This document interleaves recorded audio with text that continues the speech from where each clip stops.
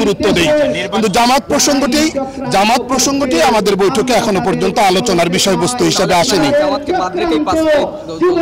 যখন বৈঠকে এজেন্ডা আকারে আসবে তখন আমরা কথা বলবো। অবশ্যই আমরা জাতীয় নির্বাচন আগে চাই, এটা আমাদের শুরু থেকে আমাদের এই কনসেপ্ট।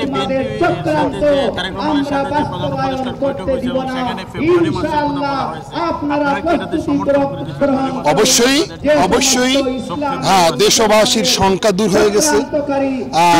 বিগত দিনগুলোতে জাতির মধ্যে যে শঙ্কার একটা জায়গা তৈরি হয়েছিল, উদ্বেগ এবং উৎকণ্ঠার একটা জায়গা তৈরি হয়েছিল, আমি মনে করি এই দ্বিপাক্ষিক বৈঠকটির মাধ্যমে সেই শঙ্কাটা কেটে গেছে, মেঘ কেটে গেছে, এবং এটি একটা আশা জাগা নিয়ে বৈঠক হিসেবে আমরা মনে করতে পারি। ৩০০ আসনে প্রার্থী দেওয়ার মতো কি আপনাদের লোক আছে? আপনারা যদি এককভাবে নির্বাচন করেন? জমিয়ত উলামা ইসলাম বাংলাদেশের বয়স এখন 106 বছর, প্রাচীনতম একটি রাজনৈতিক দল। অবশ্যই এই দল নির্বাচনমুখী দল হিসেবে অবশ্যই তার ৩০০ আসনে প্রার্থী দেওয়ার ক্যাপাবিলিটি অবশ্যই আছে, কিন্তু অন্য দলের সঙ্গে আমাদের যদি আসন সমঝোতা হয় সেখানে তো আমাদের কনসিডার করতেই হবে। ধন্যবাদ। এনসিপি কিংবা অন্যান্য অপরাপর যে রাজনৈতিক ক্রিয়াশীল যারা রয়েছে তাদের নির্বাচন পেছানোর একটা অভিযোগ বারবারই করা হয়, আপনারাও বিভিন্ন সময় বিভিন্ন রকম বক্তব্য দিয়ে আসছেন, আপনারা কি মনে করেন আসলে সঠিক সময় নির্বাচন হবে কিনা?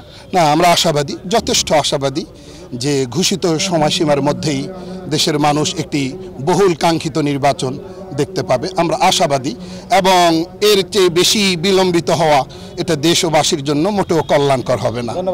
ধন্যবাদ।